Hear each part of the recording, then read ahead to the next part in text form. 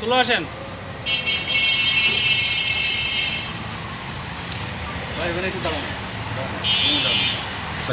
আপনারা জানেন এই মাসের 6 তারিখে নওপাড়া অভয়নগর যশোরের একজন বিশিষ্ট ব্যবসায়ী জনাব আনিসুর রহমান তার নিজ ব্যবসা প্রতিষ্ঠানের সামনে খুন হন। এই খুনের পরপরই পুলিশের একটি টিম ঘটনাস্থল পরিদর্শন করে স্থানীয়দের বিভিন্ন সাক্ষী এবং সিসি ফুটেজ আমরা পর্যালোচনা করে খুনিদেরকে শনাক্ত করতে সক্ষম হই। এরপর থানায় একটি নিয়মিত মামলা রুজু হয়।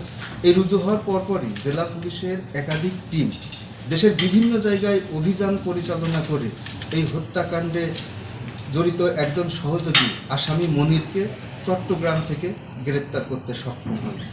মূল হত্যাকারী অর্থাৎ যার আঘাতে এই হত্যাকাণ্ড সংঘটিত হয়েছে, আমরা প্রথম থেকে জেলা পুলিশের বিভিন্ন চৌকস টিম তৎপর ছিল তাকে অ্যারেস্ট করতে। গত রাত 2টার দিকে যশোরের RN রোডের কাছে একটা বাড়ি থেকে আমরা এই হত্যার মূল আসামিকে গ্রেপ্তার করতে সক্ষম হই।